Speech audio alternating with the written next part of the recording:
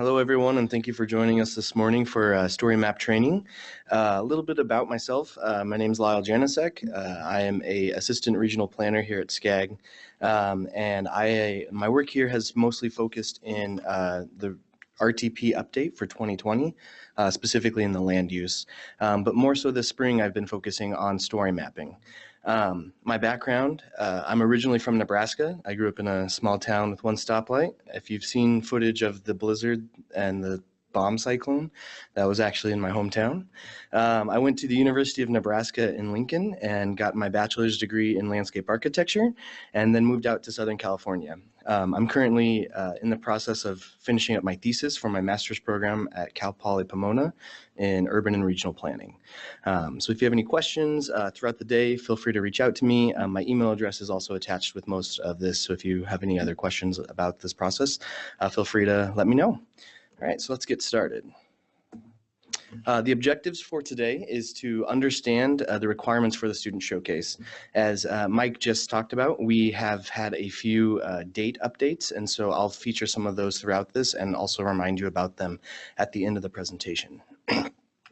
The second objective is to kind of get an introductory understanding of ArcGIS Online.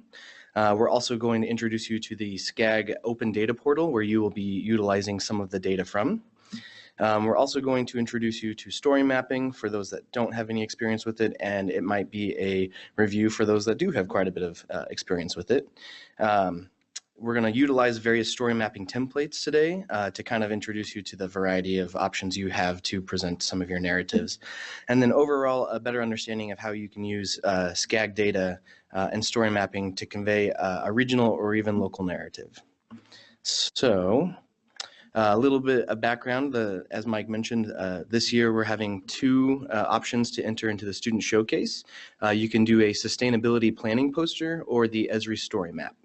There will be 4 cash prizes totaling $6,000. 2 awards will go to the sustainability poster and 2 awards will go to the story map. It will allow you the opportunity to network and meet California leaders and professionals in the urban and regional planning field, as well as give you unique professional opportunities to develop with other professionals. As for the poster abstract submission, the requirements are a maximum of 500 words, 1 to 5 images. If you do want to submit any images, it's going to be, we need those in JPEG, PNG, or PDF format. And then we'll also need contact information for who you are, name of other students involved with the project. We'll need a faculty advisor contact information. However, if you recently graduated within the last 12 months and don't have one, you can definitely void that. And then we'd also like the name of the college or university you're representing.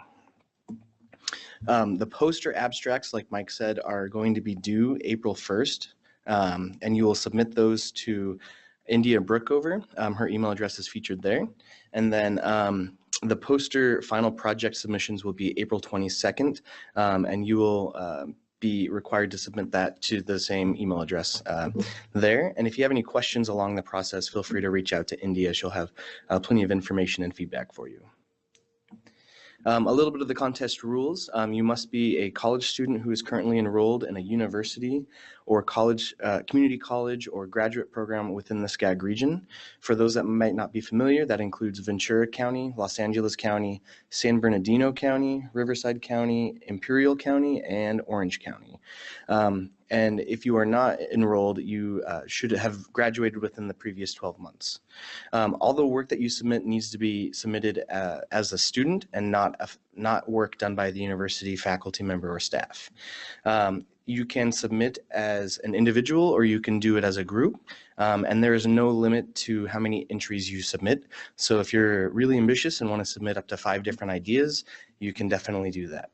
The poster must focus on a topic relevant to the SCAG region. Any documents or images must be used with the respective permission of the author and must be properly attributed. So make sure if you're using any photos, you cite the sources of those photos, and definitely make sure you check out the common source images to make sure that you can use it. Entries will be judged on the following criteria. There's sustainability, innovation, transferability, feasibility, and quality of presentation.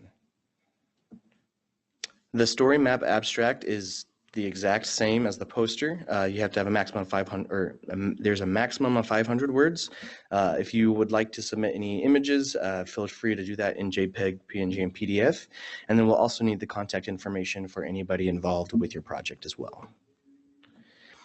Once again, the abstract for the story map is due April 1st, and this will need to be submitted to Mike Jones. There is a correction in the email address that was featured on the brochure. It's jonesm@scag.ca.gov. We're working on making sure we have access to the other account, so if you did submit anything that way, we can access those as well. And then once again, the map entry as well as the user guide will need to be submitted on April 22nd to that same address. When it comes to the user guide, what you'll do is you'll be submitting a URL that features the story map link so we can access that. And then the user guide will have the name of the entrance college or universities, a little bit of background information on your story map, typically 3 to 5 sentences, and then also the list of data sources with authorship and the year generated that the data was generated. For the story map, there are similar rules as the poster, but I'm going to run over this with you. It's once again open to college students who are currently enrolled in university, community college, or graduate programs within the SCAG region, or those that have graduated within the last 12 months. We're also opening up the story maps to current high school students attending school in the SCAG region who are interested in submitting a story map. Once again, all the work must be completed by students, not faculty or university staff. Submissions may be as individual or group, and once again, you can submit as many entries as you would like. The important things to remember about the story map is the project must use SCAG data for all or part of the story map. If you use the SCAG administrative boundaries, that's great, but you need more than that, and you can't just count that as using the SCAG data. So make sure that your narratives are utilizing more than just the administrative boundary. Similar to the poster, any documents, images, or videos that you utilize for the story map must have the permission of the respective author and definitely cite those sources. Entries will be judged on their innovative use of SCAG data and Esri story maps, relevance to Southern California's regional economy, transportation system, or housing supply, and potential value to local stakeholders. So what is a story map? Over the last couple of years, Esri has been developing story maps to help tell a narrative utilizing maps, photos, images, video, kind of taking a new way to tell a narrative of certain subjects. The applications are designed to be attractive and usable by anyone, both on desktop or mobile devices. They're great for education and outreach, especially if you're trying to reach the general public or even a specific audience. Story maps integrate the use of ArcGIS Online and data from a variety of different sources. So it kind of ties the whole idea of making a map and a narrative to go along with it. So there are a variety of different templates. Do we have any questions right now? All right. So there are about 7 story map templates available online for you to use. We're going to go over these really quickly, briefly right now, and then later on in the tutorial we'll actually be working with each individual template. So we'll start off with map tours. These are a way to guide people through a sequence of places. A great example for this one is the city of Vista in Southern California.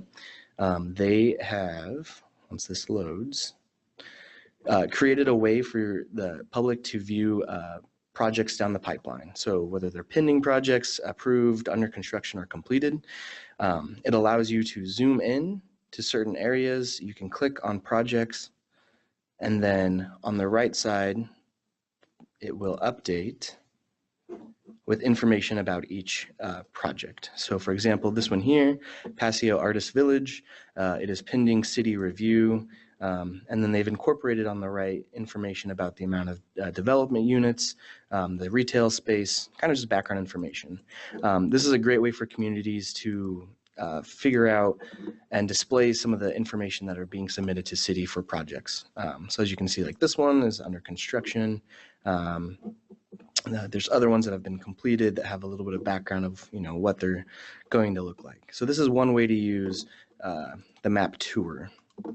The next one is the map journal. This presents a narrative in a scrolling panel along the side. This is a great way to display a lot of information along with the narrative, as well as mapping or imagery if you'd like. I have examples for each of these that have been integrated into the PowerPoint, so feel free to check it out. And then I'll also show you later on in the tutorial how to look at other products in the story map gallery. So for example, this journal is about the economic development side in Moreno Valley. They have created a narrative along the left side, so when you scroll over it, it kind of gives you feedback, but it also on the right kind of brings you into reference with the city itself. So they have gone through and developed this narrative to describe the different economic sectors of retail within the community. And then as you scroll down, it kind of takes you into each different area, which is a great way to visually see what specific areas they're talking about. So it goes through the whole process. Some story maps are very brief, some are very lengthy with information. So it kind of depends on what kind of narrative you'd like to talk about. The next story map is Cascade. This has been probably one of the most used story maps. It's very interactive, and it really immerses you into the story itself.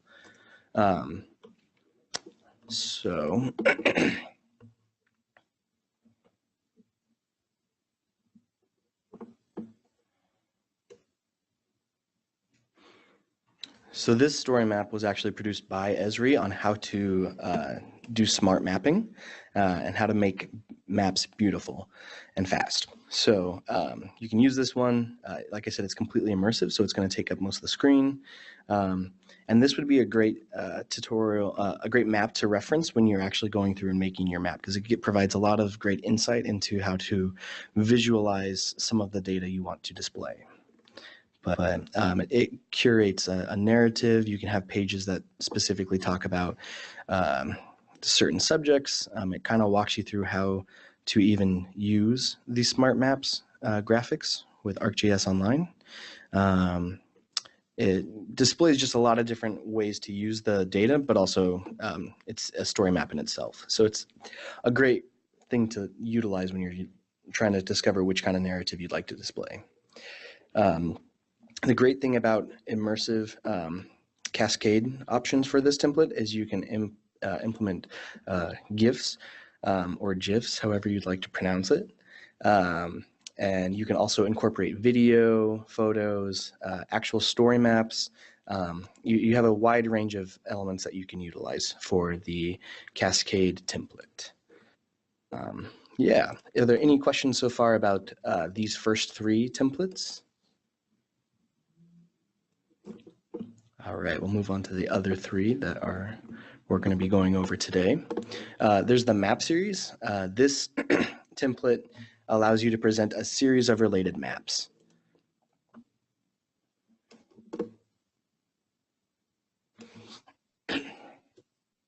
So this one discusses wetlands.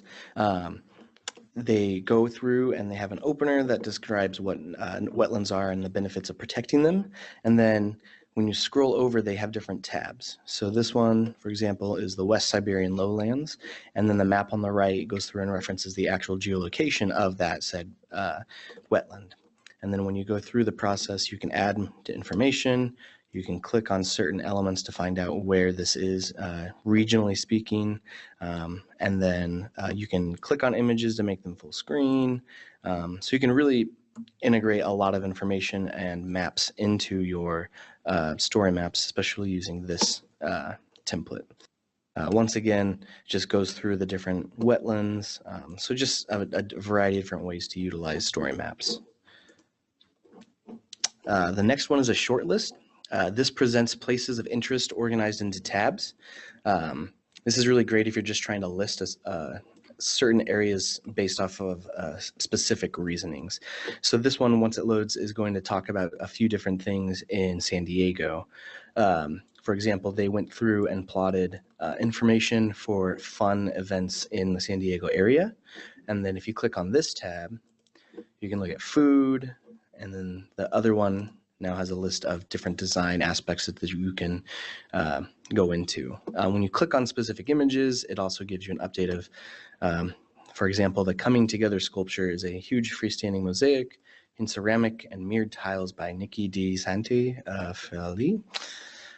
And then it gives you a little bit more information that links you to a different site. So you can embed links, you can incorporate images, you can zoom to specific regions as they have here on the right. So if you wanted to zoom into just La Jolla, that's the Shortlist template. And then we also have the Swipe and Spyglass. This template is really great if you're trying to compare different maps one-on-one. This one can be utilized for different data or even just visualization. This one shows the imagery of before and after photos of Hurricane Harvey down in Texas. So for example, this one I believe was put together by NOAA as well as the Esri disaster relief team. So this is what this area looked like prior to Hurricane Harvey, and then this is photographs that shows you what it looks like afterwards. Is that this? No. So it gives you can do a swipe, or as we go through in the template today, you'll be able to use a spyglass as well. But this also allows you to do different tabs to highlight different areas and provide insight into different data that you might be interested in.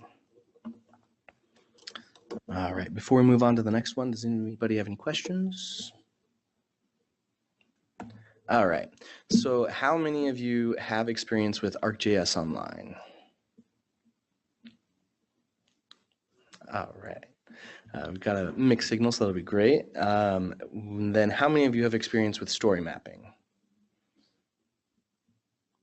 All right, good. So this will be an educational opportunity for everyone. All right, for those that have not signed in or created an account for Story Maps, I'm going to give you just a few minutes to real quickly log in and sign up for one. So I'm going to give you about 3 or 4 minutes to do so. And feel free to reach out to me if you have any questions in the next couple minutes.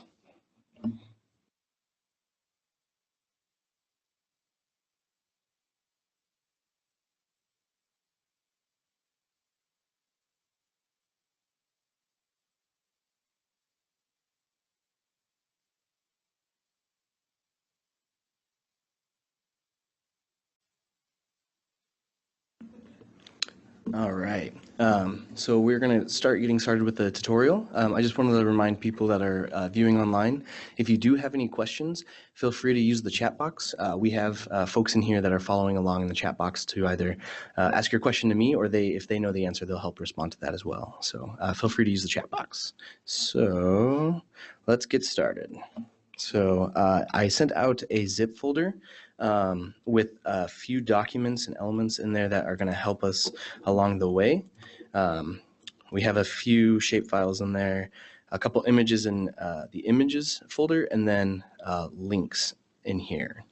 Excuse me, the shapefiles are going to be in the shape folder, and then this is just going to be an Excel file that we'll use later on in the tutorial.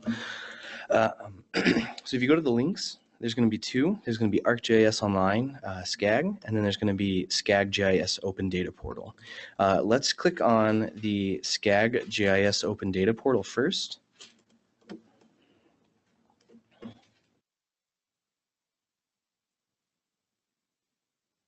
And this is going to be where you find a lot of the data that you might want to use for your story map. So what you'll need to do is sign in on the right. And what you'll do is you'll sign in with the Esri or the account you just either signed up for or have had for a while. So just a second.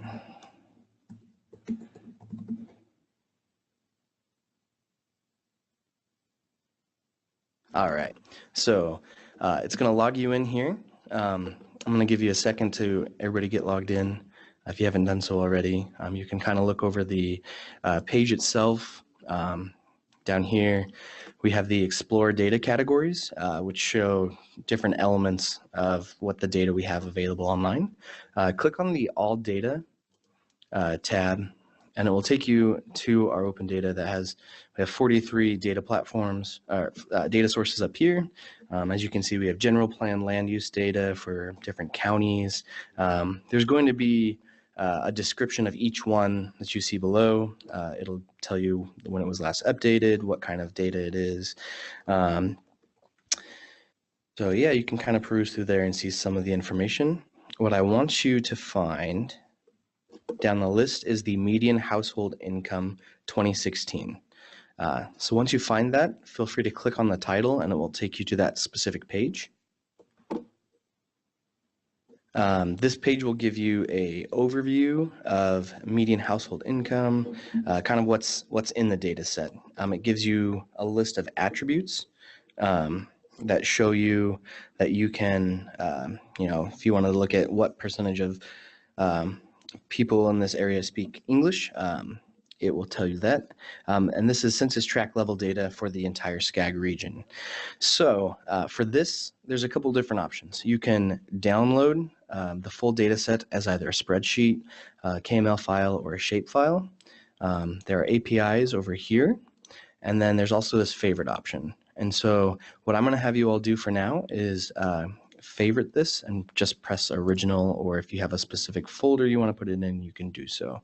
So once you make sure you are logged in for this, because if you're not logged in, it won't do what we want it to do. So you'll press save, and essentially that's going to favorite this data set into your Esri Online account. So we'll get there in just a second, but once again, this is just the overview page. You can click on data, and a lot of times it will bring in some of the data, but if it's a really large file, it sometimes won't. So you can, like I said, download, favorite it, whatever you would prefer to do. So go back to home. On this site, you're more than likely going to be using administrative boundaries. Like I said earlier, you can definitely use the administrative boundary in your story map. However, you need more than just that with SCAG data. You can't just account that as the data you'd like to use. So in this administrative boundary, we have Native American reservations, we have California Senate districts. City boundaries is a pretty popular layer, as it has the boundaries for the 191 cities in the SCAG region. We also have county boundaries in here, congressional districts, supervisory districts, kind of anything you would want for a boundary layer in here. So let's go ahead and also include the city boundaries, and we're going to add that to our favorites as well. And then save. So right now it shows that we have the two data sets over here, which is great. So what I want you to do is go back to the folder of the links that I shared with you all, and I want you to click on ArcGIS Online SCAG. So since you're already logged in to the GIS data portal, it should log you in, but if it doesn't, feel free to log back in.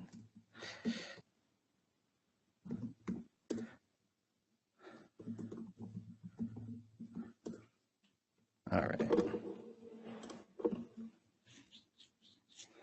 And then this will take you to the ArcGIS account for Southern California Association of Governments. So all the data that you just saw in the open data platform on SCAG's website is also listed here at this group as well. So you can kind of get an example of what can be found in each of these different maps. So this is a great place to, this is the overview. This will show you the content that's featured in all of this open data that we have available. And then this is the platform for ArcGIS Online, where you can create maps, make maps, and this will also be where you can find story maps. All right, so for starters, for those that don't have a whole lot of experience with ArcGIS Online, this is kind of like a dashboard for you. There's the gallery that has examples of maps that can be utilized.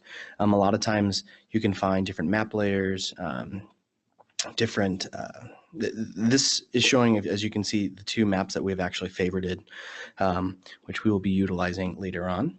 And you can search gallery for different maps if you want to. What we're going to do is go to just a regular map. And so click on the map tab.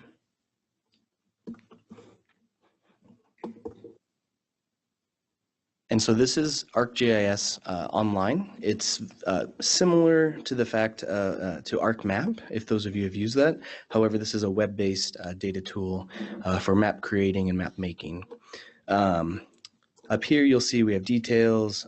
There's add content to the map. There's base map. There's analysis. So you can do quite a bit of mapping in this area. So if you want to zoom into the, say, Southern California area, we'll kind of get started on how to utilize some of the basic layers of ArcMap Online. So over here we have information. Here's going to be the content. Right now this is just the base map, and then there's also a legend. But since we don't have any data in here yet, there's nothing to display. So what I want you to do is click on base map gallery, and then we're going to change the base map to dark gray canvas. I like the dark gray canvas because it allows you to really highlight the data that you want to show or present. So what we're going to do is we're going to start adding some data. So there's a couple different ways to do it. You can search for layers.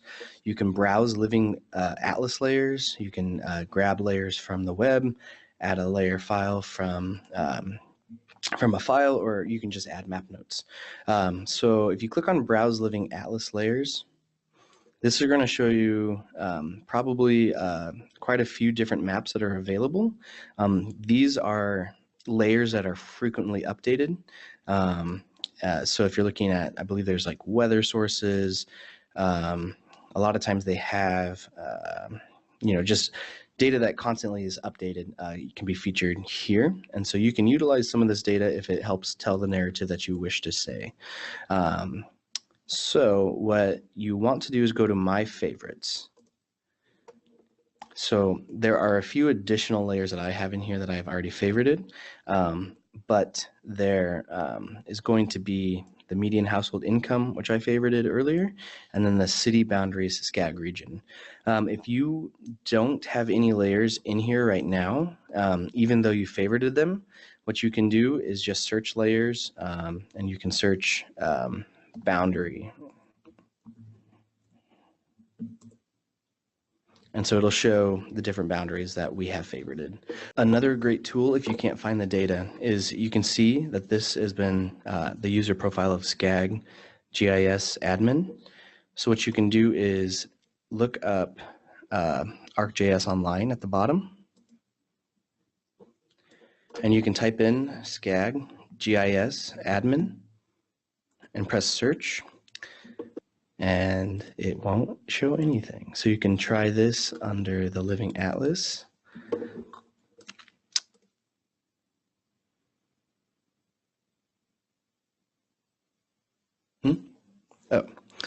Somebody said try using SCAG, and it should appear. So these are the ones that I have already favorited, but if you go to ArcGIS Online, it does show the data here as well.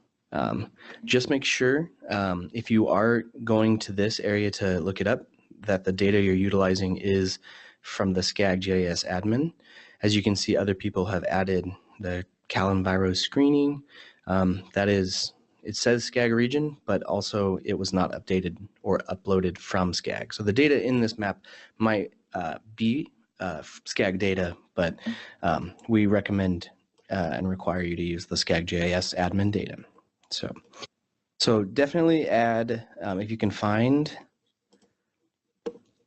the city boundaries, you just press the add button, and as you can see on the right, it updated the area with all the boundaries. So that's one way to add data to your map.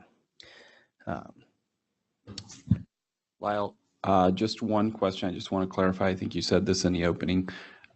Students are required to use one SCAG data set in addition to the administrative boundaries. I just want to make sure, I just want to confirm that, and then secondly, to say they are allowed to use other data sets as appropriate, correct?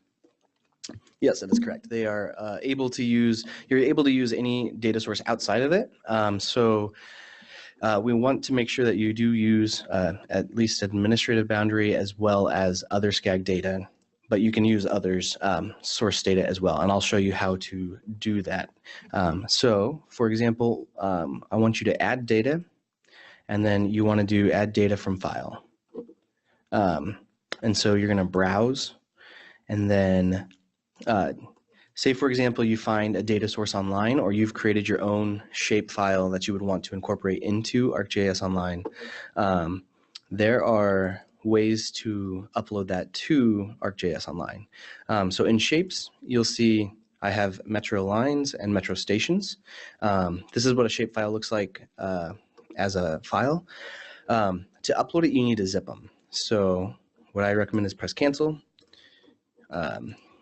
And for those that don't know how to zip or compress files, what you do is you want to select all of the files that have the same name. So we're going to select all the ones that say metro lines, and then you're going to send to compressed zip folder. And then it will create that one there. And then let's do the same thing for metro stations. And so we'll have two zipped folders or compressed files there. And then once they're in there, what you can do is browse. Once again, find the file that you just made, go to SCAG Story Map Tutorial, Shapes, and then you'll select, say, Metro Lines. And then you'll open it. This is completely up to you. You can generalize features for web display, or you can keep original features. I'll show you how to update the pop-up configuration there in a minute, but for now, let's just keep original features and import the layer.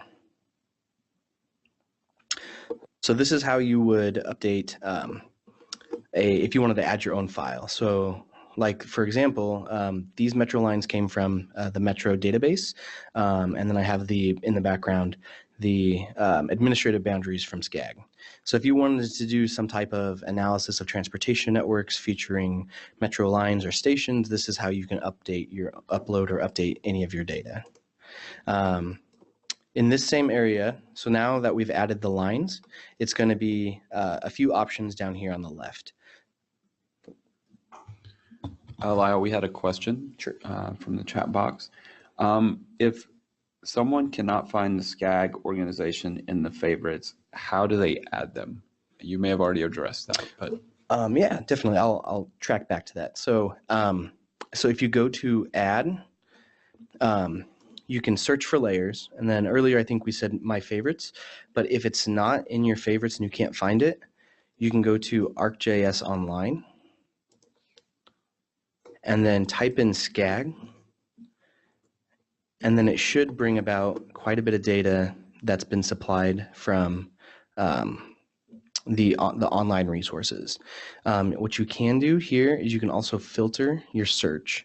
So, there's item to type, there's date modified, shared, and status. Sometimes you can filter it based off of who created it. So example, sort content by owner. So if you do that, it's going to go through and sort it based off this number. And so if you start zooming down, you can eventually find, I'm assuming it's in alphabetical order, but you can find all of the SCAG data that is featured on ArcGIS Online. So yeah, here's the regional council districts, healthy places index, public schools. And so if you are having issues adding that to your ArcGIS Online, go ahead and just start, you can actually, I think, also click on this, which will take you, if you click on whoever started it or the name, it will take you to the profile.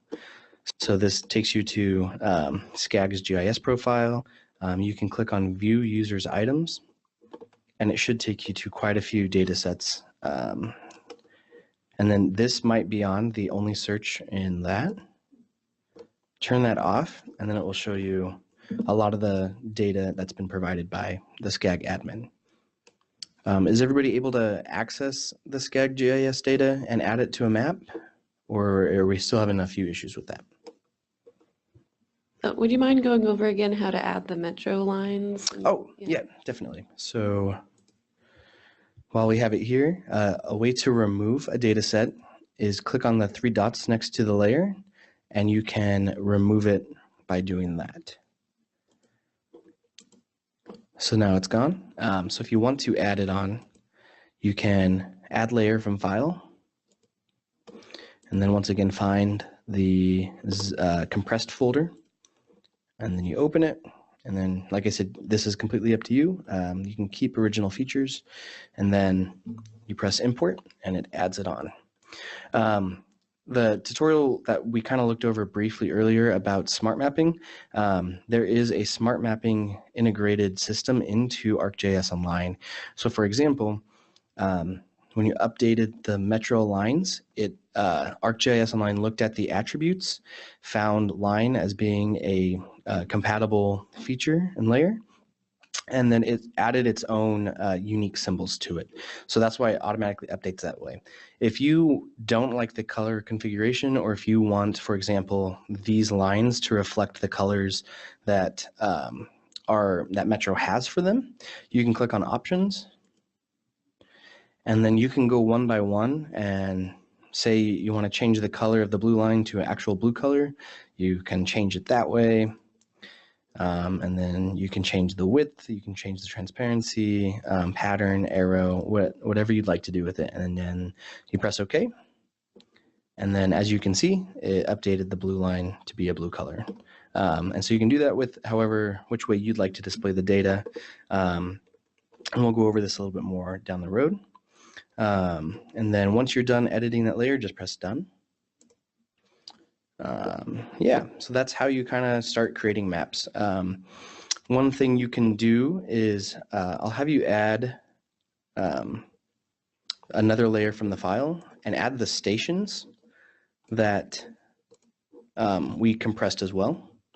So open that, keep original, and import that in. So right now it has them all the same colors. Like I said, sometimes it goes through and adds different attributes. What I'd recommend doing is going and I want you to choose the attribute station. It should be at the bottom. And then the legend up here on the right is going to update, and it's going to change different colors, but that's kind of unimportant because what we're going to do is I want to show you how to run some type of analysis if you want to. So right now it's plotted all the stations. What you can do is you can click on more options on the metro stations layer, and then it has a variety of different things in here. There's transparency, there's setting visibility range. This is showing that a lot of times when you have big data, it's hard to draw for the system.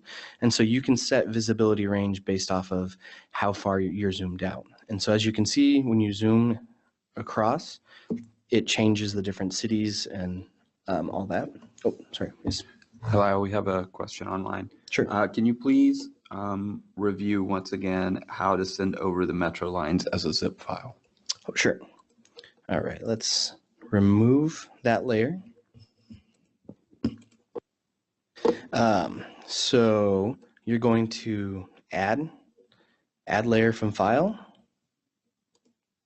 and then you're going to click browse. And then we compressed the files already, but if you haven't done so, what you would do is in the actual folder, you'd select all the metro stations, and then you'd right click on all of them and press send to a compressed zip folder. But since we've already done that, what you can do is just select the compressed file here, press open, and then, like I said, generalized features for web display, that's up to you, or you can keep original features, and then you import. And just one quick tip. In the files that you received, you first have to unzip them, and then you can select the files within that to then zip. That's a very good point. Thank you, Kim. So, yep. And then what we're going to do is come down here and actually click line on the attribute. And this way, as you can see here, the colors will now correspond with the specific stations on each line. So for now, press done. So if you wanted to run an analysis, for example, on maybe the density of stations in the region, what you can do is press analysis here.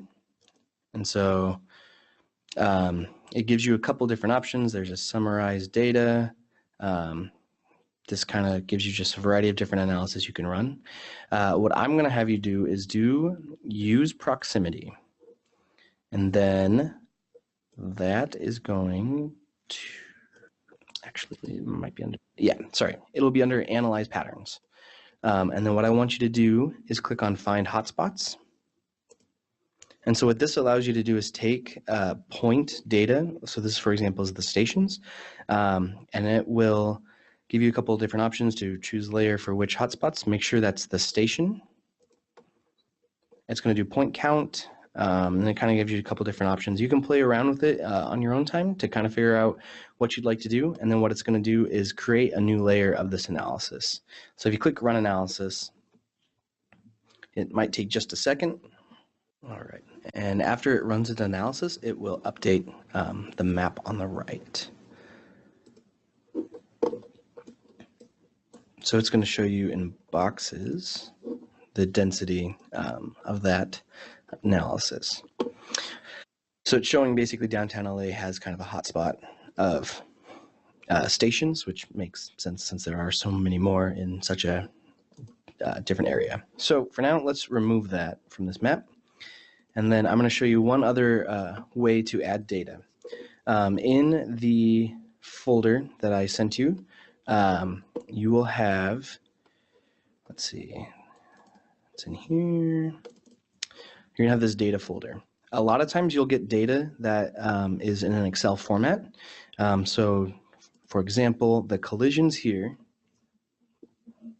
if you open that file, it's already formatted in a CSV Excel file, which is pretty common, especially when you're using GIS data. And so there's a bunch of different attributes here. When you have a Excel file, what you want to make sure is that you have, if they have a latitude and longitudinal attribute. And since this does, we should be in pretty good shape, because what we're going to do is we're going to press the X. And then what we're going to do is grab the collisions Excel file that we have here, and we're just going to drop it over the map. And so when you have it formatted that way, and when you have the latitude and longitudinal attributes, it automatically drops it into where it should be on the map. So what we have here is the population of collisions, both bicycle and pedestrians in the city of Monrovia over the last 5 years. So as you can see, there's different ways to look at it. As I said before, they have the smart map display on the left. So you can either do counts and colors if you want to separate them out by, say, which ones are bicycles, which ones are pedestrians. But in this instance, a heat map would actually do a great job of looking at, where a lot of these collisions are happening. I live in Monrovia, and so I can almost guarantee you that this section here is going to be Myrtle and Huntington, because it's one of the major intersections. And so when you zoom in, you can actually see the different densities of it, and it is Myrtle and Huntington. So cool. So this is ArcGIS Online. This can be integrated into your story maps. If you're going to be creating maps within the story map itself, this is where you can do a lot more editing and management styles and whatnot. But what we're going to start doing is going over the tutorials for how to do some story maps. So we're going to kind of move over to that platform. So what I do want you to do is press done, and then I also want you to press save. So we're just going to save this map. When you're doing a lot of editing in ArcMap Online, definitely save as much as possible, because if your browser closes unexpectedly and you hadn't saved recently, it might delete everything you've been working on. So for here, let's just do collision density. You can tag it as whatever you'd like. It just helps you along the way remember what might be featured in this. We'll do that. You can add a summary if you'd like, but you do not have to. And then when you do start story mapping, just like a lot of the files that you have on your desktop, you can create folders within ArcGIS Online, so that way you can access different files. So press Save Map, and then it will save to the online platform. And then what you can do is on the left, press Home, and let's go to Content. So the content is the area where you will be saving a lot of your maps to. These are different layers and files that I've updated. If you can't see the favorited, this is where the SCAG maps that you favorited from the GIS platform should be listed here. If you don't, let us know and we can hopefully get that fixed at least along the way. And so the map you just created is right here, the collision density. Yeah, so what we're going to do is we're going to move over to story mapping. To get over to that area, there's this box with 9 squares. Click on that, and it shows you the different apps that you have access to. What we're going to do is we're going to go ahead and click on Story Maps. When you are creating your story maps, this is where these maps are going to be stored. So when you sign in, you can just search Story Maps ArcGIS, and then either you'll already be signed in or you can log in and make sure that you're at the right platform. So from here, they have a couple different things. They have apps, gallery, resources, blog, my stories, all that jazz. So before we create our first one, I just want to give you some information. The gallery would be a great place to go to if you want to see how other people have done different maps. So the story maps that I've shown you guys earlier in the presentation, I found those through the story maps gallery. The nice thing is on the left here, it allows you to search story maps by the different types. So if you want more examples or an idea of maybe some inspiration to make your story map, you can do so by clicking any of these on the left. It gives you great examples of how to do it. So definitely use the gallery. The resources is also a great way to find tutorials online, as well as different elements that can help create a better user experience when you are creating your story maps. There are also a lot of blog posts online that help you figure out what exactly you'd like to do. Has a lot of answers for you. So click back to My Stories, and that's going to take us back to our original Create Story Map page. So let's start by doing Create My First Story Map. So they have 7 different types. There's the Map Tour, the Map Journal, Cascade, Map Series, Shortlist, and Swipe Spyglass. These are the ones that we've all went over earlier today. If you know what kind of map you want to make, you can go ahead and click on whatever one you want, not at this time though. But if you don't know what you want to do, a great option is doing Ask the Pros. So click on that, and so it asks you a few questions. What best describes your story?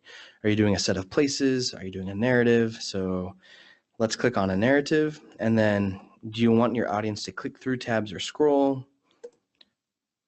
And then it says, do you want your narrative to be filling the whole page? Or it basically just helps you find out which one you want to go with. So let's go back and do Pick an App. So we're going to start with Map Tour. So click on that, and then it should load the basis of the Map Tour template. So this is a great starting point. So if you want to add a video or photos from online, you can do so with these third-party options on the left. What we're going to do is start with, I need to upload my images. So click on that option. And then the layer name, this is just going to be where the files are stored once you upload them to the platform. So for this, let's do LA Parks. And then you'll create the layer. Sometimes it takes a minute to do so. Sometimes it's really quick. So please bear with us as it creates that file.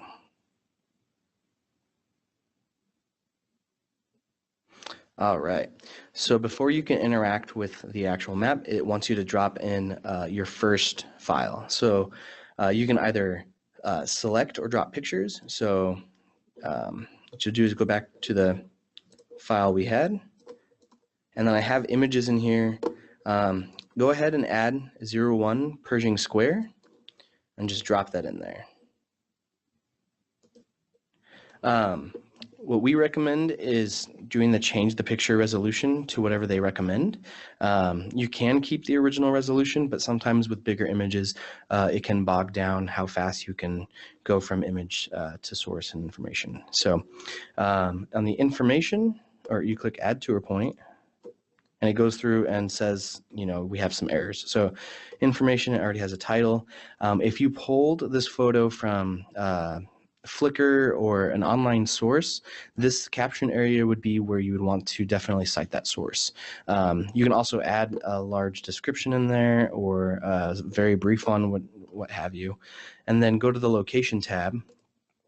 And then there are a couple of different things you can do. You can literally zoom in and move the location, or for major projects like this one, you can type in here Pershing Square, and then there's obviously a lot more, so type in Los Angeles, and then it has it right there. So click on that, and it shows that it moves to Los Angeles.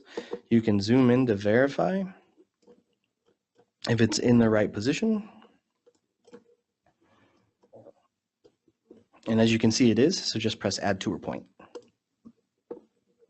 So once you add your first image in, it gives you a little bit more freedom to go through the template and update anything where you'd like to.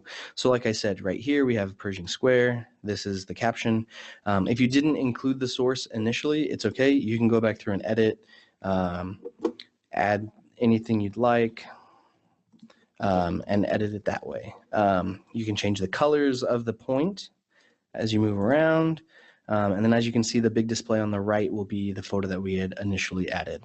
What I want you to start off by doing is press the save button. The title can't be empty, so make sure you change the title to LA Parks or whatever you'd like to title it, especially with whatever story map you create. And then you can press save. So this is going to save this back at your story map's home base. It'll be listed under the My Stories. A great tool that they have here for this template is this eyeball. This is the view story.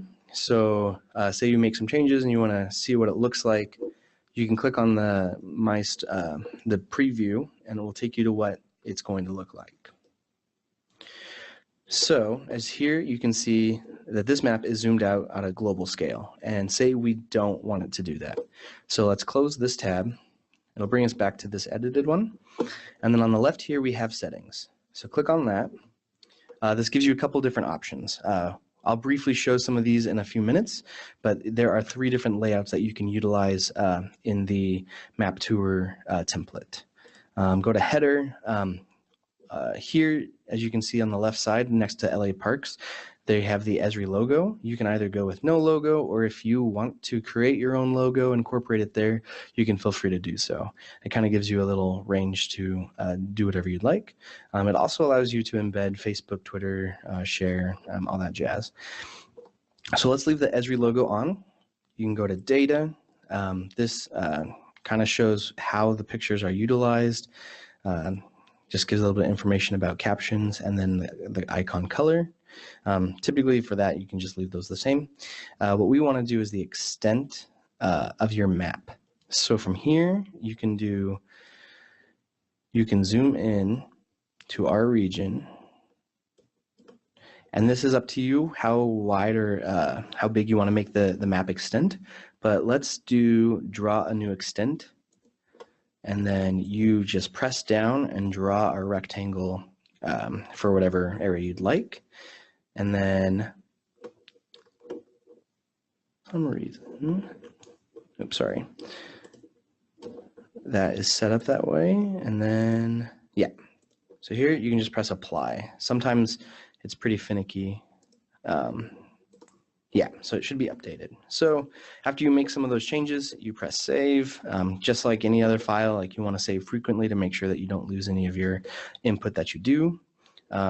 Here, if you don't like this background, you can actually update it with whatever you'd like. You can change it to help illustrate whatever kind of a narrative you're telling.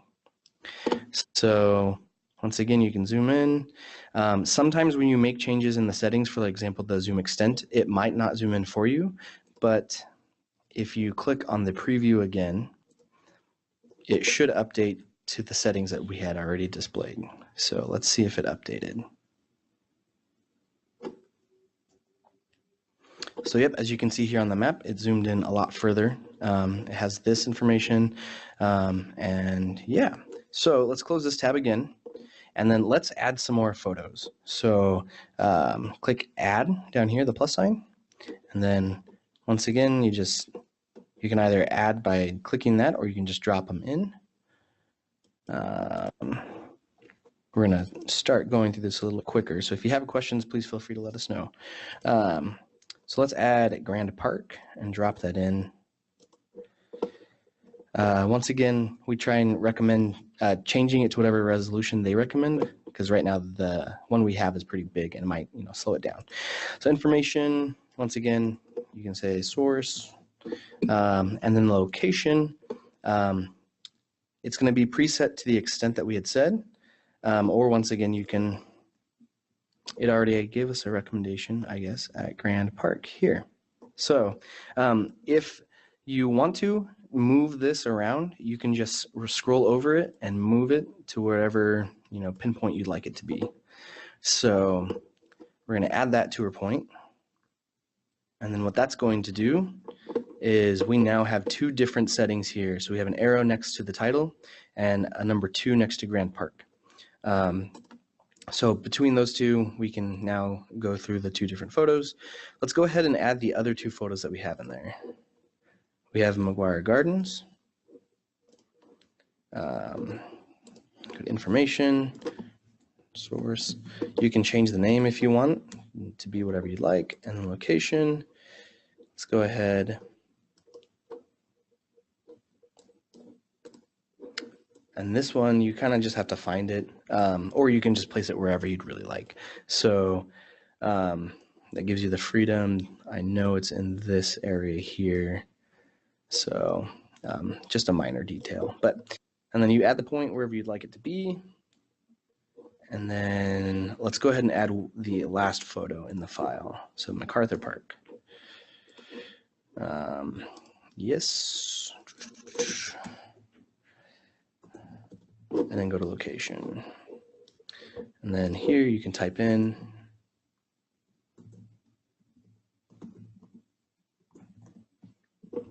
Okay.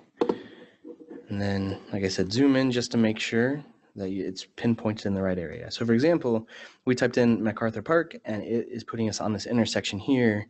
However, the park is really over there. So you can just pick it up, move it around, and then add the tour point. And once it's uploaded successfully, you'll start seeing your points being populated here on the left. And then let's make sure we go ahead and save it. And then what we can do is preview the story now. And now that we've populated it with a couple different images and locations, what we'll be able to do is go one by one, and this map will follow along to go to the different parks that we have listed out now. Do we have any questions so far? All right. So the great thing about story maps is when you have a template like this, what you can do is you can change the template to match whatever story you'd like to tell. As you can see, some of these images are really big. If you wanted to change the layout of this particular template, you can come to the settings, and then there is a couple different options. And since we've already populated this map with images and data, what you can do is you can select, say, the 3-panel layout, press apply, and it will update the map with all of the information that you already have incorporated in here. So it's pretty smooth to do that. Different templates and different layouts have different options. So for example, here, not only do we have LA Parks as the title, but if we wanted to give a background about what our story map is, we can incorporate that there, which is a pretty great tool to use, especially for this one. So let's go ahead and save this. The only difference about a lot of these is kind of the settings and how it, all is formatted. So if you wanted to do a preview of this one, you'd have to click on share and then preview.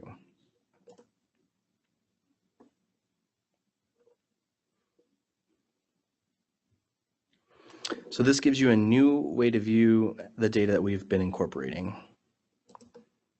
So as you see, you can zoom out on this side, zoom into the specific areas,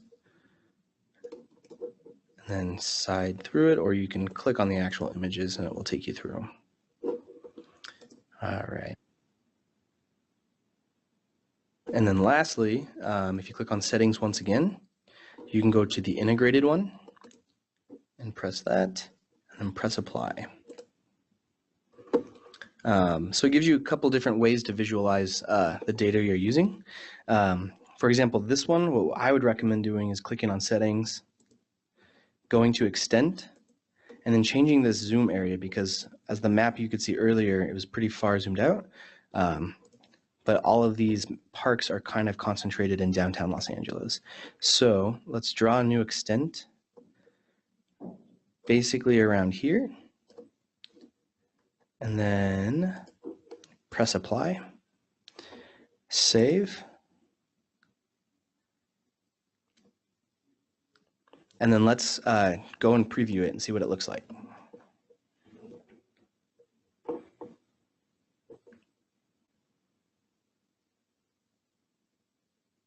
And so as you can see, it zoomed in further, kind of more into the space that we're looking at, and it has the images here on the right.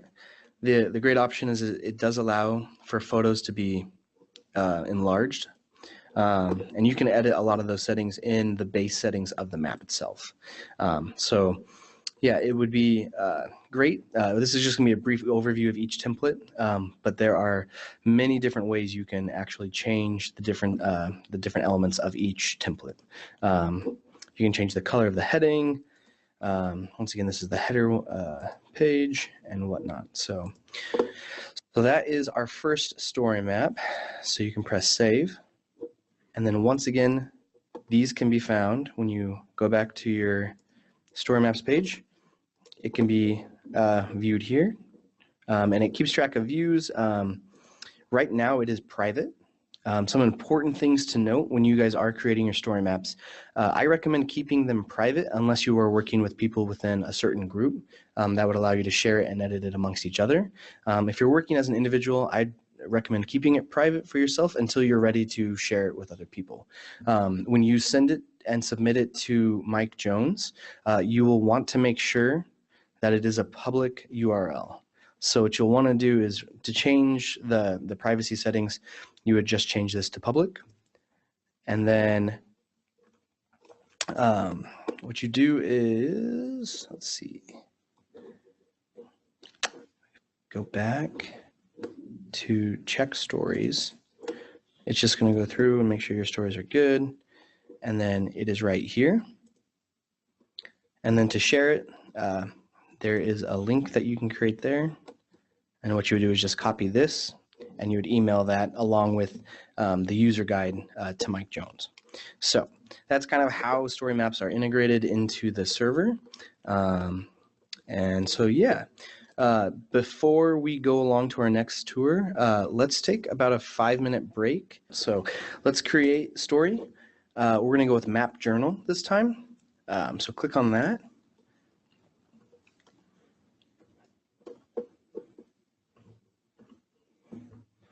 All right, and then this one gives you a couple different options. You can do the side panel or the floating panel.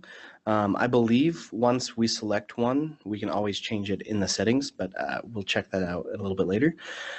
They also provide live examples here. So if you weren't sure which one you wanted to go with, you can click on that and it'll give you an example of those. So press start. And then this one will make you create a title right off the bat. So let's do, say, parks and household income. So you'll press the arrow and that should take you to the new layout. So it's going to start us off with kind of setting up the home stage. So what we can do is select or create a map. For those that say you want to start off a new map, you can create one here, or you can select a map which we just created that LA Parks one, or we could use the collision density that we selected. What we're going to do is I'm going to show you how to create a map from this platform. So we're going to do that. This is also an opportunity if you wanted the right side panel to be an image or a video or a web page, you can do that as well. But for now, let's go with create map, since that's what we want to do with this process. So we're going to title it the same thing, Parks and Household Income, and then create. And so this is going to open up kind of a platform for you to, basically it's a simplified version of ArcGIS Online. So let's do add, and then search for layers. So this will show you what we already have. Let's do ArcGIS Online, and then SCAG, and then search income. So we did it this way because I know some people had issues looking for the median household income, which we favorited earlier. If you had that issue, if you search SCAG income, it should pop up as median household income right here. So go ahead and add that. And then we're zoomed out pretty far right now. Wait, let's see. Did anybody have issues trying to add it?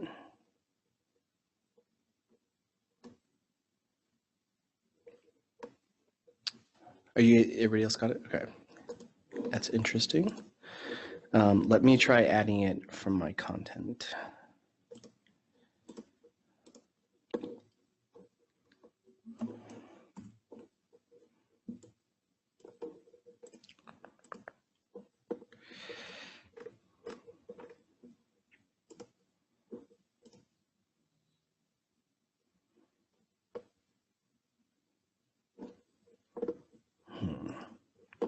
So let me close this real quick, and no.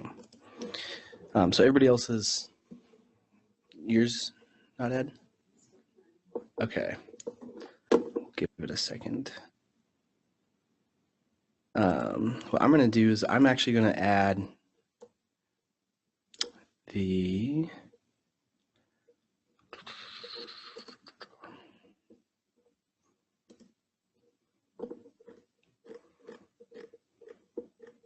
I'm going to try adding the boundaries, see if that does anything.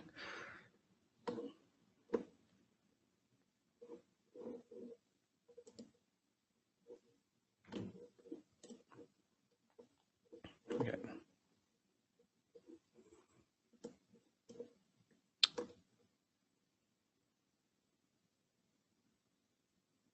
So my computer's having a little issue with this, but so basically what this was going to do is show you that you can create maps like in ArcGIS Online while using the story map builder. So what I'm going to do is something a little bit different. So for example, it's right now trying to link the map I just attempted to create, but since that wasn't working well, what I'm going to do is I'm going to add a map that I already have.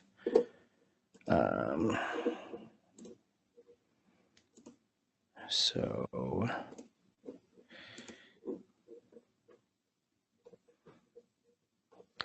let me try this.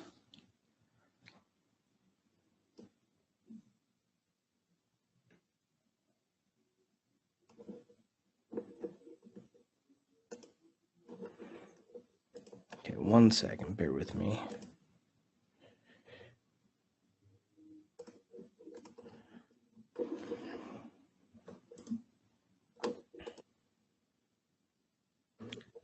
Okay.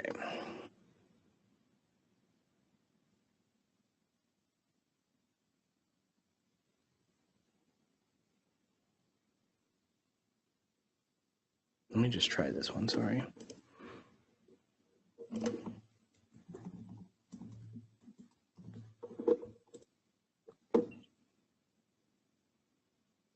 All right.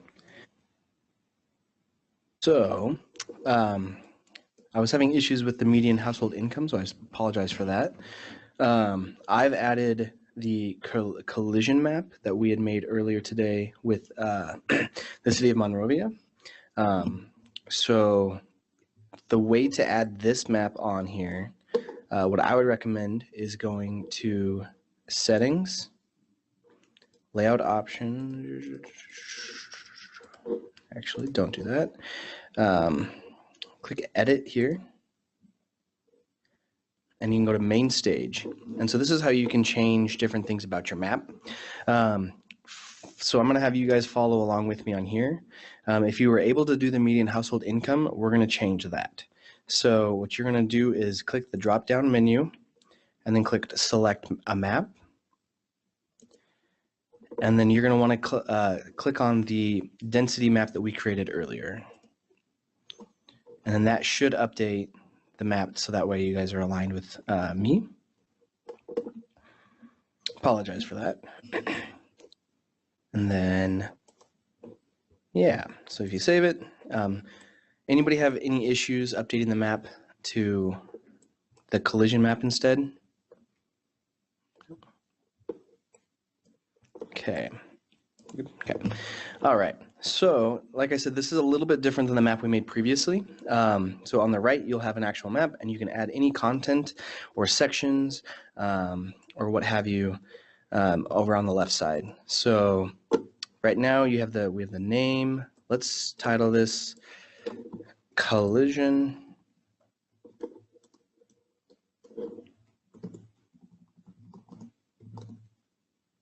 and metros. No, I'm not going to do that. Let's just do collisions. So then here you can also edit and add a lot of content. If you want to tell a story, you can add as much text here. What you can also do is you can add a photo to this area as well. And it gives you the 3 different options where you have a link or you can upload. Let's upload one of the park photos that we had earlier. That's going to be in images. And let's add, say, MacArthur Park. And then this is the area where you will, update the title, add the source. A lot of times it would be good to enter a brief description of this, the photo here, and that is for those that are visually impaired for accessibility for them. So you can also click include a maximize button in the corner of the page or the image. So we'll click on that. And then what it's going to do is it's going to upload this here. So the really cool thing about it is you can save. And so as you can see, it's going to pop up here on the left. There's a couple different settings for this tour. You can change the percentage of the side panel. So sorry, I should clarify. If you go to the top, click on settings. There's layout, so you can go to a floating panel if you wanted to, or if you wanted to remain it as the side panel. Layout options, you can change which side it comes from, left or right, or if you want a small, medium, or large breakdown of each. That's completely up to you. This has a couple different themes. You can change colors, has default fonts, and then same thing with the header where you can keep the Esri logo, or you can add your own logo or your own tagline. It's all up to you. It's very user-friendly. So the cool thing about this is you can add sections. You can keep the custom configuration and location. So we're going to keep the density map here. But what we're going to do is the location of the next section is going to change. So right now, we're zoomed in on Monrovia. Say we want to go to MacArthur Park, or let's do actually Grand. You can title the next section Grand Hope, Grand Park. We'll call it that. And we're going to leave it as map, and then you press next. You can add more text, or you can include a photo. And let's do that by browsing for an image and do Grand Park, open, and it's going to update there. So basically what we've done is we've created a new chapter of our story. So anybody questions so far about or having issues following along? Okay, so you're gonna press add. Now we're just basically, we have collisions here, and then we went to a new section. It creates a new dot on the left, and then when you browse over it, it gives you a brief title of what it is. Something that is really cool is if you want to go from different parts of the map, you can move your map over here on the right to align with that. So press the edit here, and since we're in this section, you go to main stage. And this is where you're going to do custom configuration of the location, because we want to move the right side of the panel to a new spot. So now that we've done that, we just move along to wherever you'd like. You don't have to go find Grand Park, but if you do, it's right here. And basically what this is just showing you is if you save that and save this, when you move to Grand Park, it will take you to this section here. So this is associated with Monrovia, and then this section is associated with Grand Park. So that's one way to go from one place to another inside the map. On the left side, you can incorporate videos.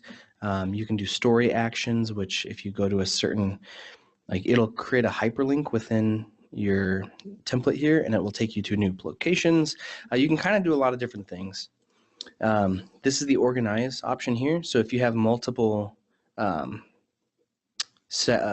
sections, you can move the sections around. You can export the content. You can, look at a lot of different information. You can delete sections if you wish.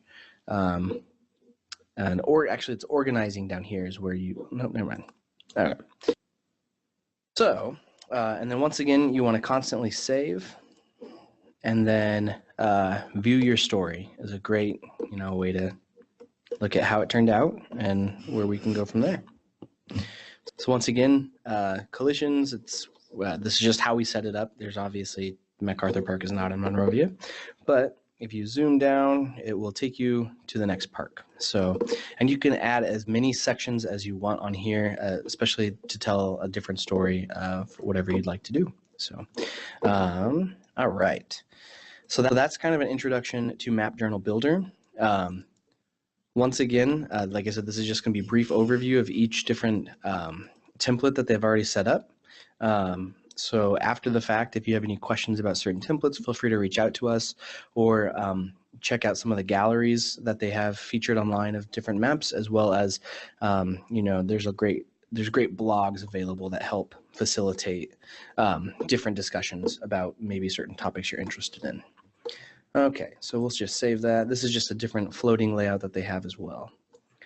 So we're going to exit out of here, and we're going to go back to the story map homepage. And as you can see, this is the LA parks we created earlier, and then this is the collision one we just made. So there's a lot of different, they organize them differently. As you can see, the title of the templates there, and then the privacy of each are there as well. So let's go ahead and start a new story map, and we're going to go with Cascade.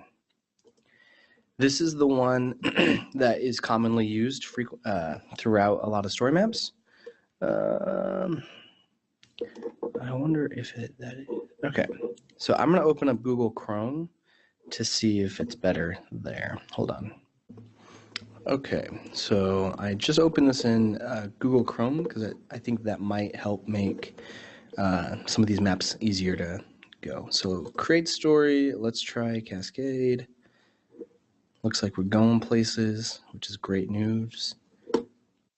All right, so this is a very different version of the other maps that we just had. So basically, it's kind of like PowerPoint, I guess is a good way to describe this one, where on the left side you'll have different options to organize, different slides, and how you scroll through this immersive template.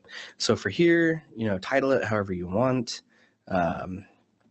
Let's do parks, for example. Down here, you can add a subtitle.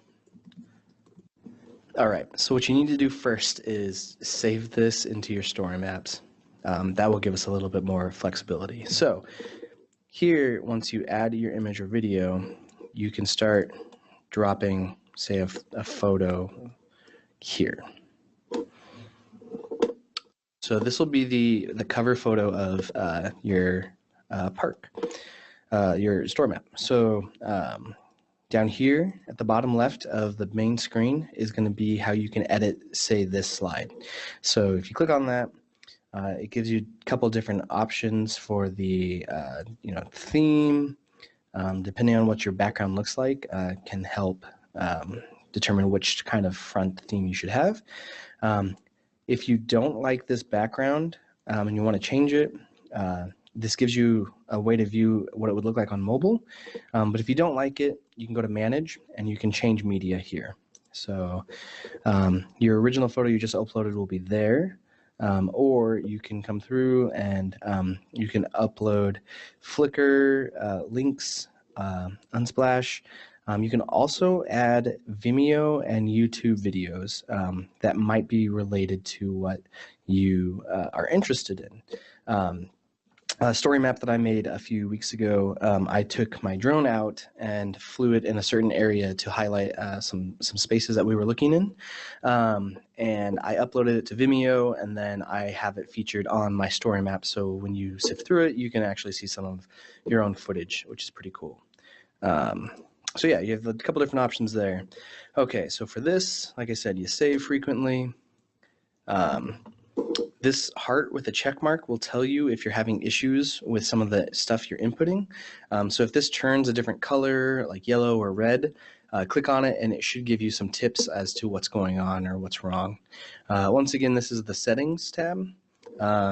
This is where you can edit, the logo, bookmark. You can bookmark certain sections of your narrative. So if you wanted it to be if you send it to somebody and you wanted it to go straight to that bookmark, you can do so. And then this also helps edit the appearance, which we'll get into as we add the next slide. So to make this more, or to add more to this, you scroll down a little bit and you'll see a little plus sign. If you click on that, it gives you a variety of different options. There's media, title, immersive. Immersive is pretty great, especially if you're trying to have text as well as imagery. So I'd click on that. What you can do is you can add a title, you can add this, but what we're going to do is add media. So click Add Media. Once again, you can add videos, imagery, or you can go to ArcGIS. If you want to incorporate a map, you can see on the left panel here, there's ArcGIS Online, there's My Organization, or My Content. Click on My Content, and then the maps that we have created so far today will be featured in this area. So let's click on collision density. So this is going to show you the map that we had created. You can move this around. You can have specific settings set up for the extent of that. As you can see, you can either disable interaction, you can enable it. It's kind of up to you. This is where you once again manage the stuff, and then this is how you can look at it. Something important to know is that a lot of story maps can be featured on mobile devices. However, some of the technology is not accessible on mobile devices. So example, this is a story map that we're integrating a live map online from ArcMap. And this here shows you that on the mobile device, the ArcGIS map will not be displayed. So in many instances, what people will do is if you have created a great map, but you don't necessarily want it to be interactive, but you still want it to be displayed, you can export that map as a JPEG, drop it in to here, and then that way, when you view it on mobile, you can still see the map. So that is an alternative. So if you do have a story map and you want to show some things but are having issues with integration of the mobile device, you can make your maps JPEGs, and it doesn't necessarily have to be a live map that you have to select and stuff. So, but I also want to clarify that mobile devicing will not be a category when we're grading the story maps. So we don't want that to hinder your ability to create really cool stuff. So if it's not working well with the mobile app, don't worry about it. So, all right. So this is a couple different things. Like I said, you can move this map around, add a title, tell a story. You can also add specific slides on each segment. So click here, and once again, it kind of adds another slide.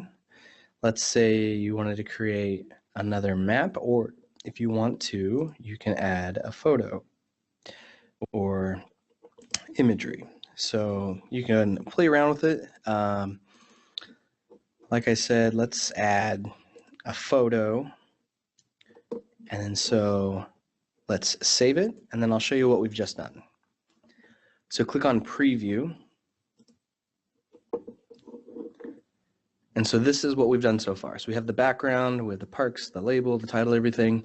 And then you can zoom if you scroll down to the next section. Now this is the integrative map that we just incorporated. Since we allowed it to be interactive, people can click on it. They can select different points. You know, if you don't want them to be able to select things, you can disable that in the appearance section.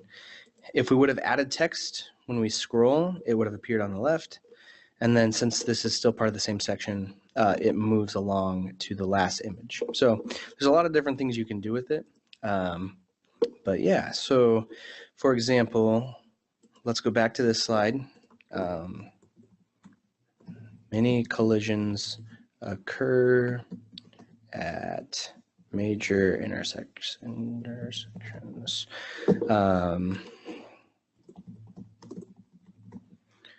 Okay, and then you can modify, the cool thing about this is when you have a section like this and you have a photo, you can add transitions between the two. So let's do swipe horizontally.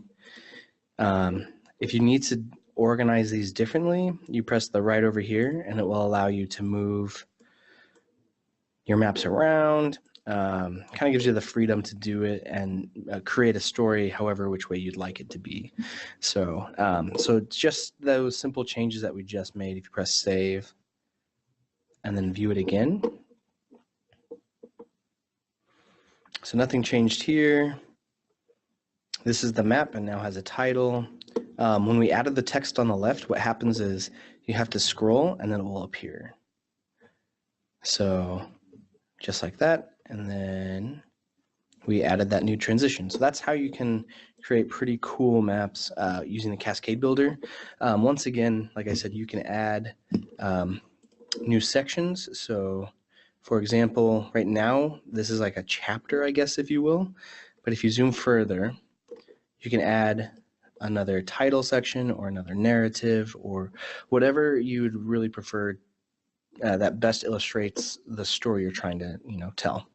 And then the nice thing about Cascade Builder is it actually lets you do the credits down here. And so you can add content and source and cite as many data sources as you can will be helpful. So that is kind of the introduction to Cascade Builder. There's a lot of different options you can do with it, so definitely play around with it when you get a chance, because it's just a great template to utilize. And then this is how you change the privacy of this story map. You can do the same from the story map dashboard, or you can do it here where you can share it with your organization or the public. So let's go ahead and save this, and then we will proceed to the next template. So the next one is a map series. And like we said before, this one presents a series of related maps. So you can do map series.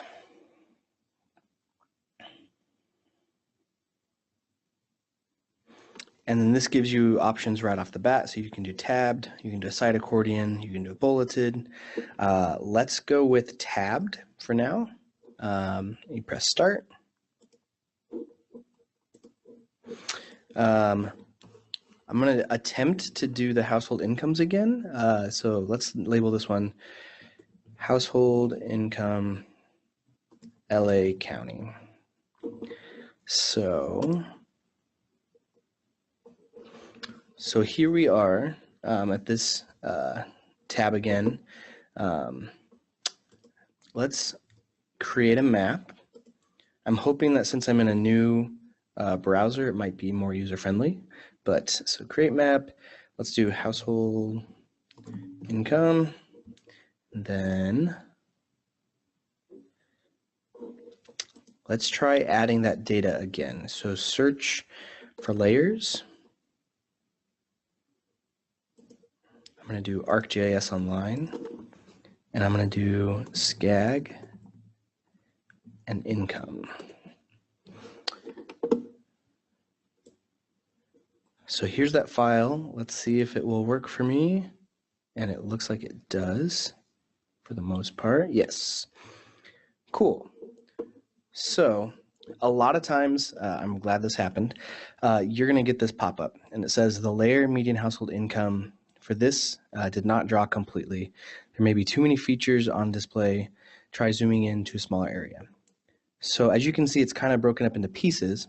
And what we're going to do is we're going to focus on LA County. So let's say, well, actually, go back to details. And then if you click in the middle one, it shows content of map. So there's a couple different options. Since the region is so huge, what you can do is you can filter to show only specific data. You can change the colors of certain things. You can show, like what I briefly talked about earlier, set the visibility range. So let's click on that. So right now it's zoomed out to there. What I want to do is only show content. You know, you can say you want like a neighborhood or town, doesn't matter. It's going to change the map scale. So from here you can't see anything. But when you start zooming in, when you reach a certain limit, it will start drawing the specific data that you set the transition at. So let's see. There we go. So depending on what scale of visibility you set it at will depend on all that jazz. So for now, let's go back and zoom that out to, say, county level. Okay, and then what I also want you to do is I'm going to have you filter it so it's only LA County showing their data. So what you want to do is scroll back over here to the content, and then there's this yellow background with like a, looks like a filter sign. So click on that.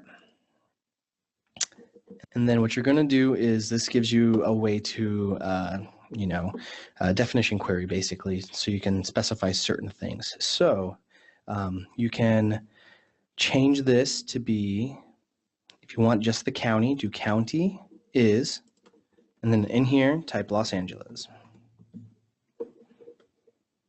Or if you don't necessarily know, you can press ask for values and it will help out. But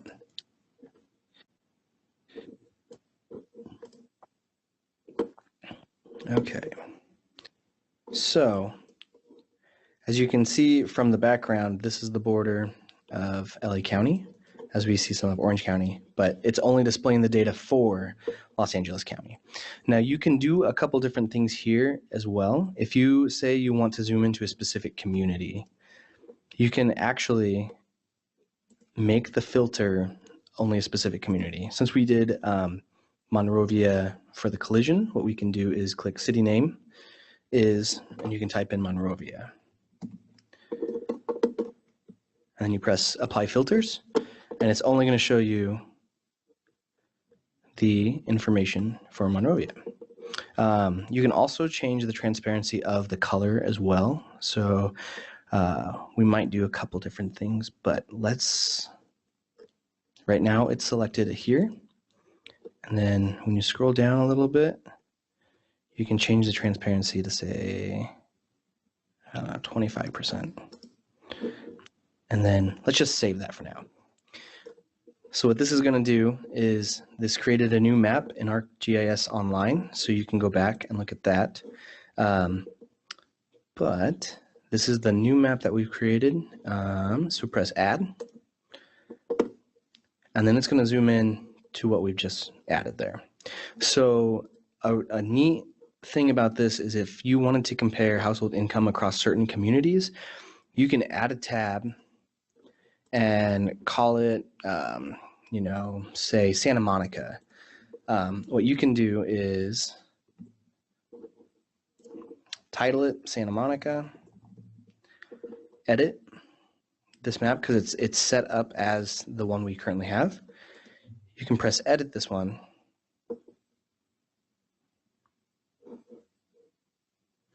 And like I've said before, right now we have it filtered to Monrovia, but you can change it to Santa Monica. You can apply that filter, and then what I recommend is the zoom to layer, and that's going to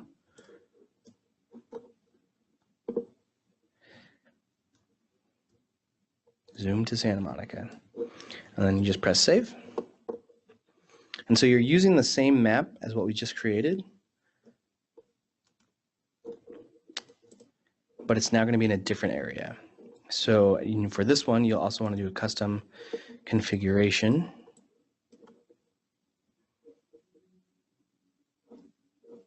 Hold on, sorry.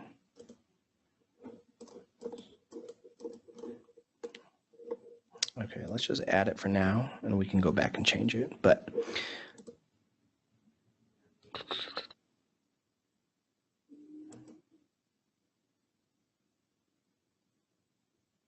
one second.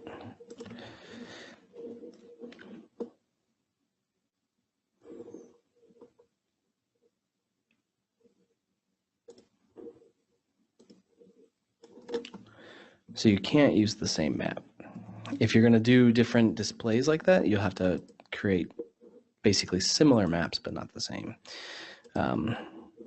which is fairly easy to do with ArcGIS Online. So let's just stick with Monrovia for now. And then save. So that updates there.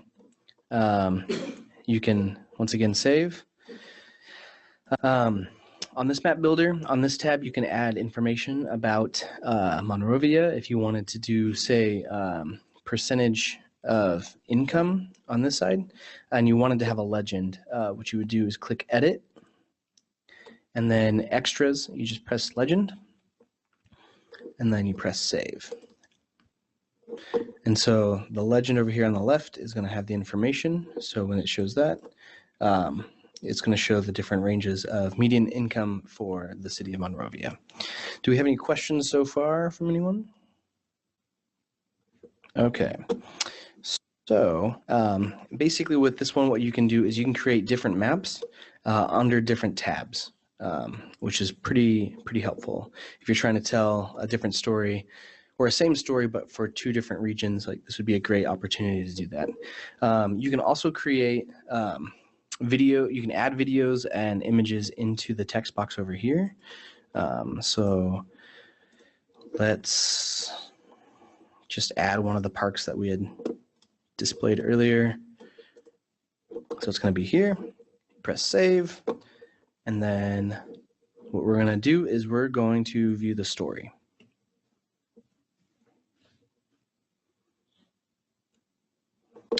All right, so this is what it would look like. We have the household income LA County.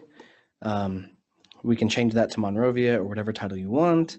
And then you can tell a story here that, goes along with whatever narrative you're trying to show in your research. So, all right, so that is the series map builder.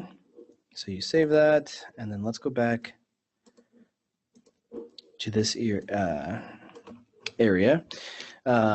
Let's do a short list, and then we'll do a swipe spyglass, and then I'll finish up with a couple pointers and tips, and then you guys will be free to go.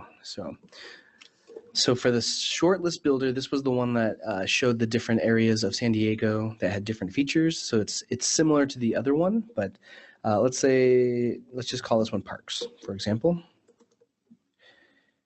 Oh, yeah, you can't have the same title. Parks of LA.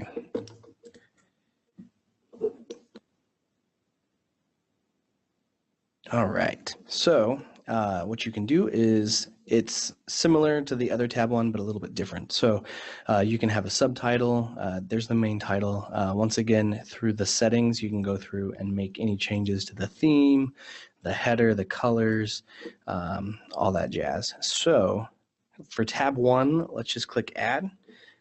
This is a very image heavy one, so if you wanted to just grab one of these images, drop it in, and then what you'll do is you want to set the location. So this is MacArthur Park.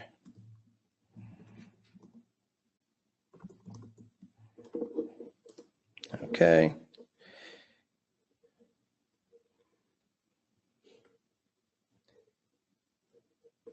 And then once again, I believe you can move this around.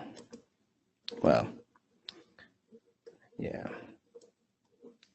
So you can change the location. You press that, and then you can pick this up and move it to the actual spot.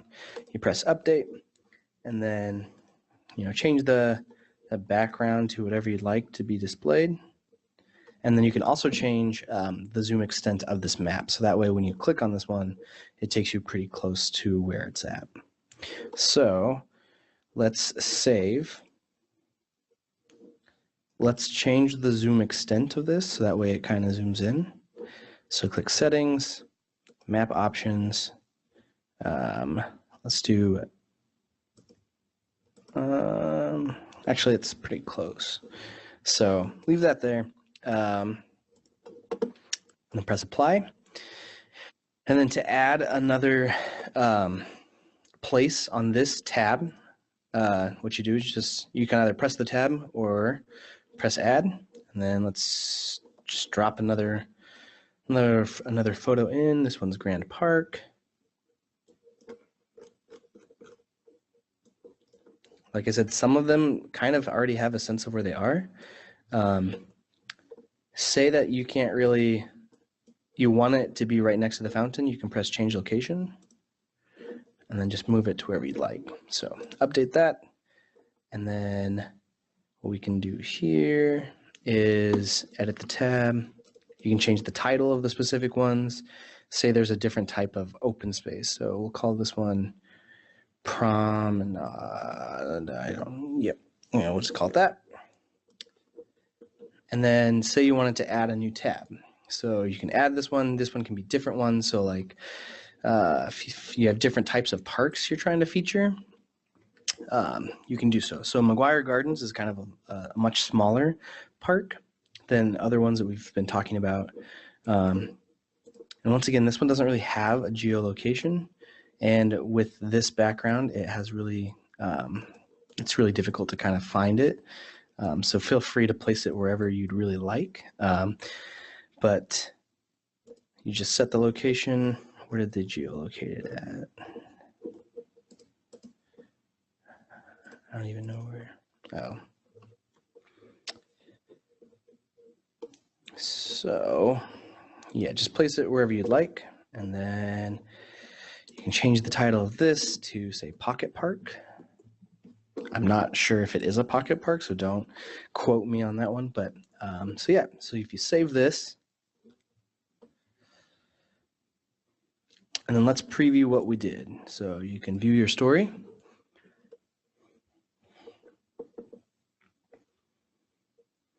And so these are the promenade and then the park.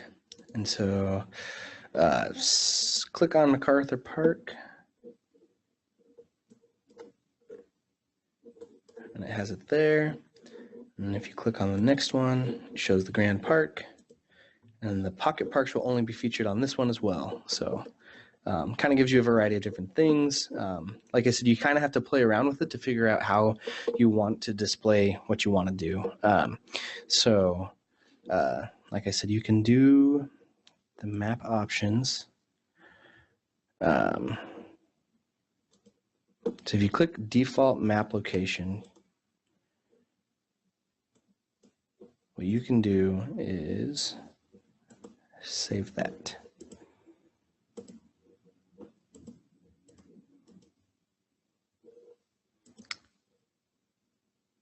And then you can also import different media. And yeah, so that is the Shortlist Builder. It's great for images with brief descriptions of certain areas that you have. As the base map, you can also incorporate an actual ArcGIS map as well. So that would be that. So let's save that.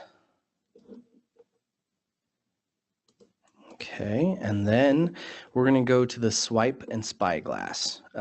So let's do that. Click on that.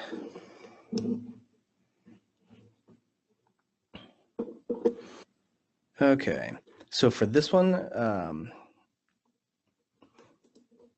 we press the search button and then you can select any of the maps you have. For now, let's do the household income, the ones that for Monrovia. So you select that and then you go there. It's going to bring up a few different options.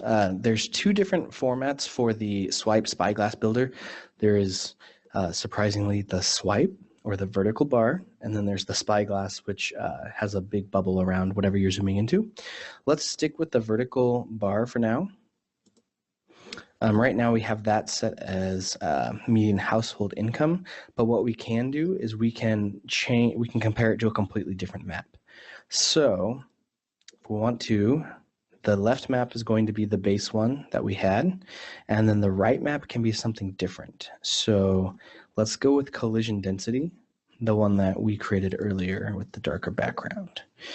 And like I said, with a lot of these, you kind of have to play around with it and figure out which display works best for you.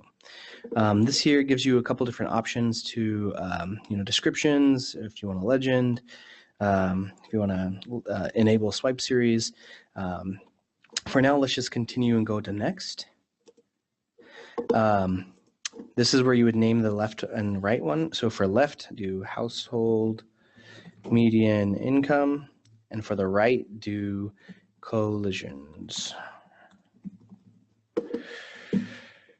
And then what you want to do is press open the app.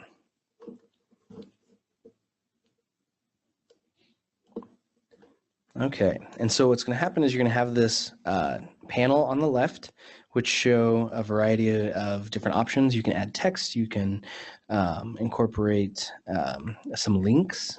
It also has the legend in here as well.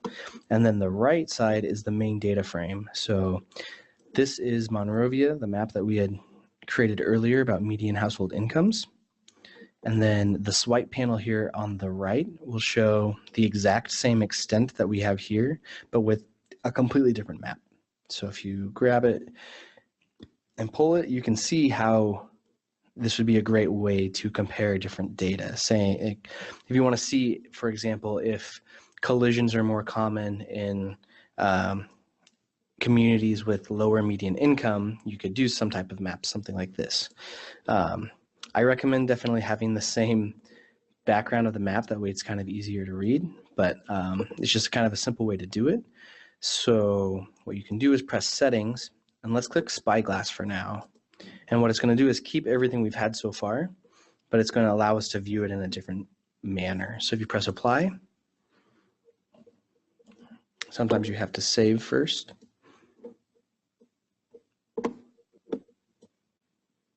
So press settings and then do, oh, did it already update? I think we might have to close it and then reopen it. So go to share and then do preview.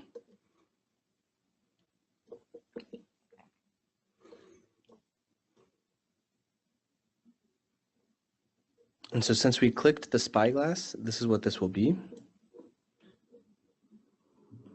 So as you can see from that angle, the spyglass itself will show the data that we had earlier for collisions of Monrovia, and then the big map will be our base map that we had already organized with median household income data. And so we can zoom into this higher income area like this, and we can actually see if there is a clustering around it or if it's elsewhere. So it's a pretty unique way, like I said, to look at two different kinds of maps. But it's pretty fun to play around with. And then you can switch back to builder mode, as you can see up here on the right. And so as I've said, you can integrate different text on the left of this one, or you can do the legend. It's very user-friendly, and you can configure things in different ways. Where was the...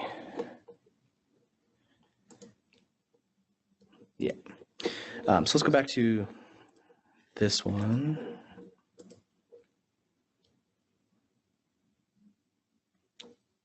Okay.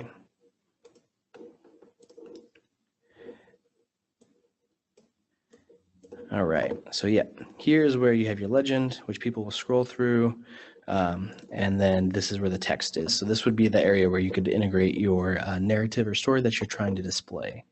But, and once again, something that's pretty interesting is if, for example, say you want these backgrounds to be the same, what you can do is make sure you save. You can exit out of here. You can go to your ArcGIS Online account.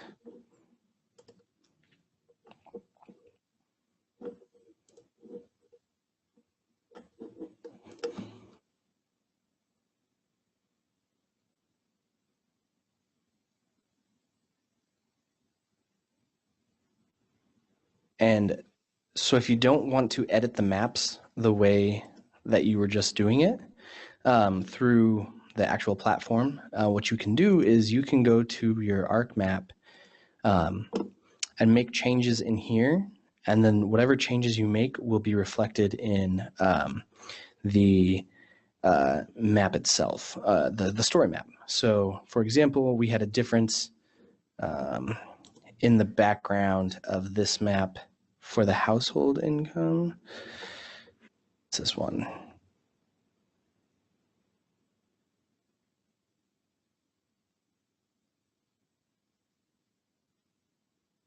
Let me see.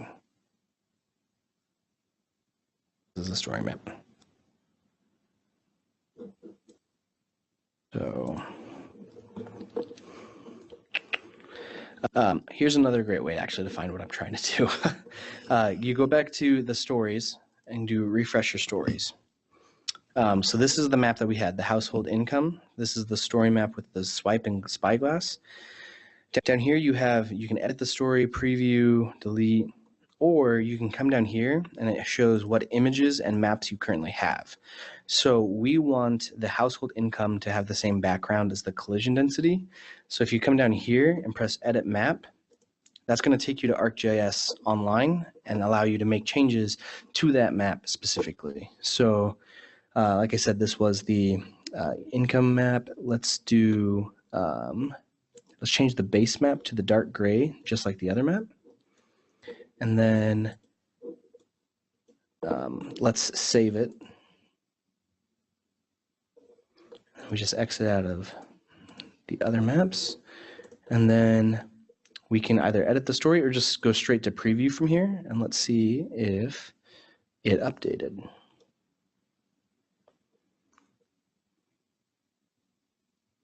And as we can see, it did. So the background is consistent with both maps. And so it makes it easier to kind of do like an analysis looking at it that way. So it's a pretty great tool to utilize, especially when you are trying to compare the two different types of maps. So once again, all of your maps will be stored in the dashboard here of story maps. You can check your stories. You know how I said that in each individual map, it will automatically check them to see if there's any issues. What this does is go through and make sure that the links to all of your files are accurate. It checks to make sure that maps have been updated and stored where you want them to be and make sure there's no issues. So it's just a great way to double check it. We're not really too concerned with it right now, but yeah, so you can go back and review them. You can change the privacy of them. And just really find a map that is compatible with what the story you're trying to tell. So with that, I'm going to go back to the PowerPoint presentation. I have a few more notes just to say for you guys, and then we'll just wrap it up. So So some final thoughts I kind of have for you is to remind you that you must utilize SCAG data from the GIS Open Data Portal. Like I said, there's the link to it there, and you can also grab it both from the portal itself or from ArcGIS Online. You can use other relevant data from outside sources, but some element of SCAG data is required. So like we've said, you can use the administrative boundary, but that can't be the only SCAG data you use. You need to, integrate some type of other data set that we have, whether that be housing, transportation, or economic data that we have. So make sure that you're inputting that kind of information. Photos are recommended to use. They tell a great story. Just make sure you cite your sources or use images from the Creative Commons source on most image platforms. Even when you use the Creative Commons, definitely still cite your source. As I've said before, try out multiple templates to find out the one that best fits your story. The story map I worked on a couple weeks ago, I actually used probably 4 or 5 different templates until I found the one that really told the story we wanted to tell. Lastly, some themes to consider are housing, transportation, and economy. Those are great elements that we're trying to incorporate into research here at SCAG, and so we want to ensure that those are integrated well. Another note, as I kind of mentioned throughout the tutorial, is that mobile viewing is not a judging criteria. So like I said, if the maps you are displaying you want to show on a mobile device, that's great. If it doesn't work on a mobile device, you're not going to be docked for that. So don't stress out about that. But hopefully we can even help you out along the way if you do have questions about that. And then some date reminders. We have the abstracts are going to be due April 1st, 2019 at 10 a.m. And those, if you're doing a poster, they go to India Brookover. And then if they're a story map, they go to Mike Jones. The projects due are going to be April 22nd, 2019 at 10 a.m. And then once again, the posters are going to go to India Brookover, and the story map is going to go to Mike Jones. The question is are we available to see previous questions or previous posters and story maps from past years? The answer is yes. Mike, do you want to add on to that? Yes, those are available online currently, but we can also send a link out to those of you that are on the webinar to those story map locations. You can take a look. All right, and with that, we want to thank you all for attending today. I'm going to turn it over to Mike to see if he has any last comments. So thank you all very much. Thanks, Lyle. That was a great presentation, really good training.